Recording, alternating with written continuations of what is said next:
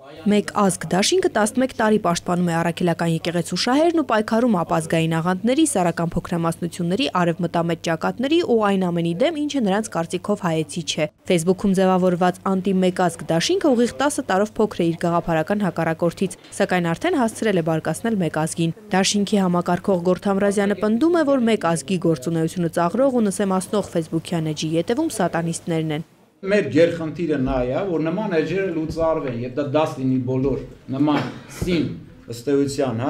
իրենց հռչակած հասարակական գործիչներին, որոնք սևը սպիտակի չեն կարողանում զանազանել, գաղափարական հաշվեհարդար են տեսնում իրենց գաղափարական այլախոհների հետ։ Աղանդավորների քայքայիչ գործունեությունը հուզում է նաև Միացյալ երիտասարդական լիգային։ Հիմա պայքարի սլաքն ուղղել են 1 տարի առաջ արևելքից ներթափանցած նոր աղանդի կենդանի հավատքի ընտանեկան եկեղեցու դեմ։ Ասում են, այն արդեն 400 անդամ ունի, թիրախում երիտասարդներն են, նրանց թվում նաև շոու բիզնեսի աստղեր կան։ Քրիստոնեական այս աղանդն ըստ Սևակ Հովհաննիսյանի հակաքրիստոնեական ու ապազգային է։ Իրանք նախ ծաղրում են Սուրբ Հոգին, համարվելով քրիստոնեական եկեղեցի, ծաղրում են մեր նախնիներին ու դրա դիմաց բուժումներ են անցկացնում։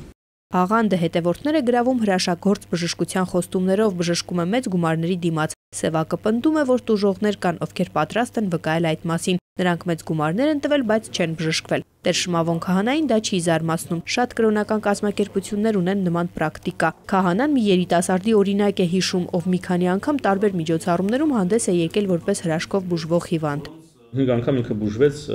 չքայլելու կամ կաղալու կամ ինչ-որ մի տեսակ հիվանդությունից, այդ ամենը ֆիքսվել էր կամերաներով, այդ ամենը ֆիքսվել էր հատուկ ծառայություններով եւ բացահայտվեց նրանց կեղծիքը։ Կեղծիքի դեմ պայքարն ավելի արդյունավետ կլիներ, եթե հայ առաքելական եկեղեցու ռեսուրսները մեծ լինեին։ Այսօր միայն 1 միլիոնանոց Երևանում 30 քահանա է ծառայում։ Կան համայնքներ, որտեղ քահանան ստիպված է ծառայություն իրականացնել միաժամանակ 12 գյուղում։ Թեև վերջին 10 տարիներին քահանաների թիվը Հայաստանում եռապատկվել է, դառնալով 300, բայց քահանաների թվի ավելացումը դեռ աղանդների դեմ արդյունավետ պայքարի երաշխիք չէ։ Ցոլնե Միքայելյան, Արսեն Դումանյան, Արթուր Հունանյան, ժամը լրատվական։